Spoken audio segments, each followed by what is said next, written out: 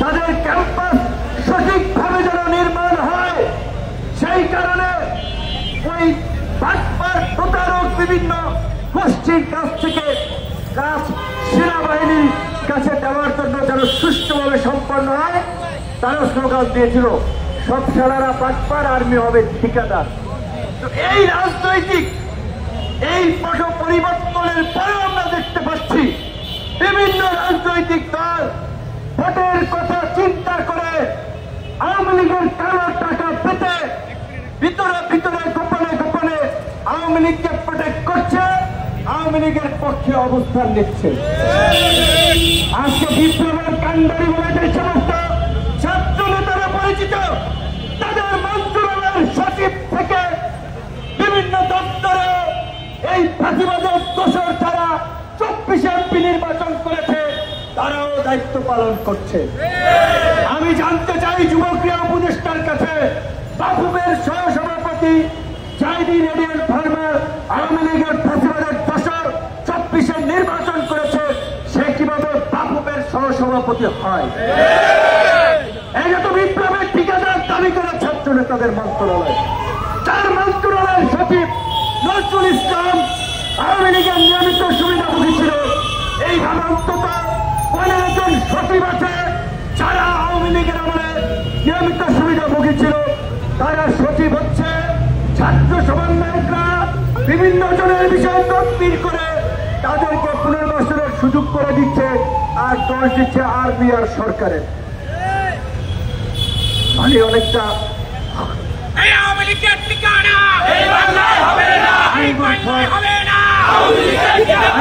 এখন পরিস্থিতি দাঁড়িয়েছে আঙ্গুর ফল না খেতে পেরে টক। সরকারের কাছ থেকে সুবিধা নিয়ে সরকারের উপরে তারা ক্ষমতারি জারি করে পার্টি গঠন করে তারা আজকে হাসিনার মতো আরেকটা ফাসিস্ট পার্টি হতে চায়। সেই কারণে আজকে তারা আর্মি নিয়ন্ত্রণ করতে চায়, পুলিশ নিয়ন্ত্রণ করতে চায়, রাজনীতিবিদদের মধ্যে বিভাজন তৈরি করতে চায় এবং দেশে নৈরাজ্য তৈরি করতে চায়।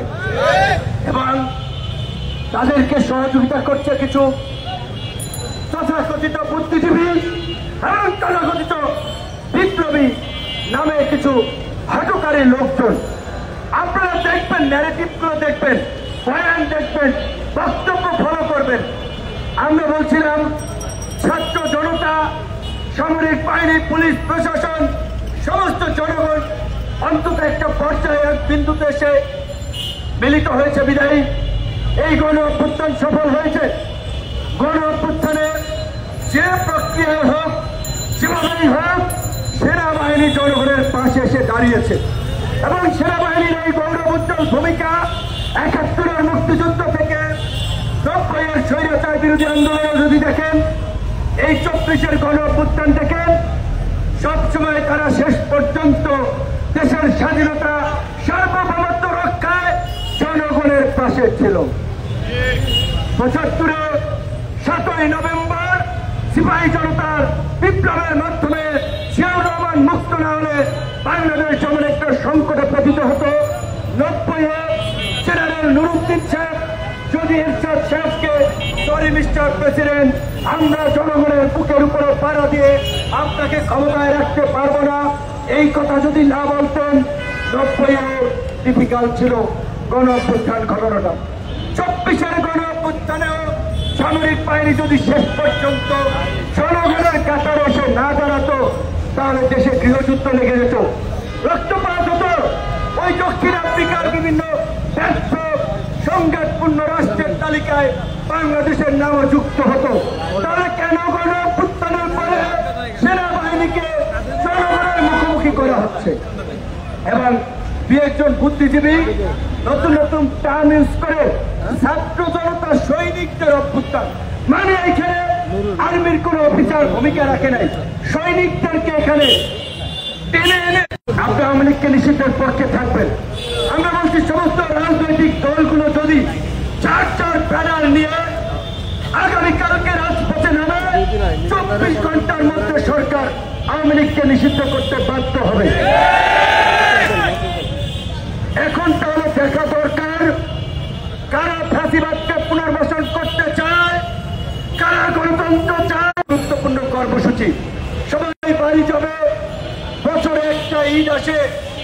স্বজনদের জন্য কেনাকাটা, আবেগ, অনুভূতি অনেক কিছুই জড়িত।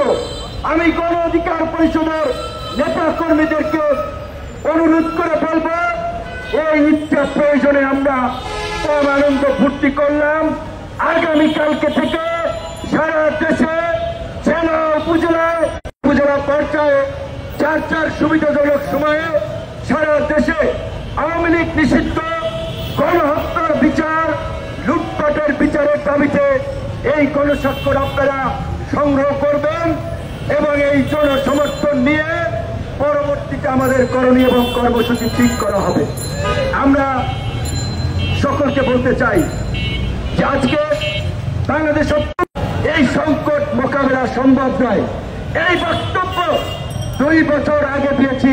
ইউটিউবে যান, গুগলে যান। আমরা জেলের মধ্যে ছিলাম, আমরা তো হাউস কইরা জেলে যাই নাই। আন্দোলনের কারণে জেলে নিয়েছিল, নির্যাতন করেছিল, তারপরেও কম্প্রোমাইজ করি নাই। বিজয় ব্যাংক থেকেও জনগণকে উদ্বুদ্ধ করার জন্য, আন্দোলনের শরীক হওয়ার জন্য এনজিও মার্কা সরকার গঠন করেছে। এই জবাব এই ছাত্র নেতাদেরকে দিতে হবে। যদিও তারা এখন আর ছাত্র নেতা নাই, তারা এখন জাতীয় রাজনৈতিক দল এনসিপির নেতা হয়ে গিয়েছেন, নাপা নাগরিক পার্টি। কাজেই এই নাপার নেতাদেরকে দিতে হবে তারা কেন জাতীয় সরকার গঠন করেন নাই। কিন্তু ক্ষমতার চেয়ার বড়ই মহব্বতের চেয়ার, বড়ই ভালো লাগার চেয়ার, একবার ওইখানে বসলে আর কেউ ছাড়তে চায় না। যেই লঙ্কায় যায় সেই রাবণ হয়। আপনারা দেখেছেন ছাত্র নেতৃবৃন্দের মধ্যে এখন নিয়োগ, তদবির, ঠিকাদারি, বিভিন্ন প্রতিষ্ঠানকে দেওয়া, সময়ের 1 ফুট, অসময়ের 10 ফুট। একটা সময় আছে, অবশ্যই তরুণরা রাজনীতি করতে হবে, দল করা দরকার। অভ্যুত্থানের পরে আরো 2-4টা দল হওয়া দরকার। আর্মি অফিসার দল করেছে, করতেই পারে।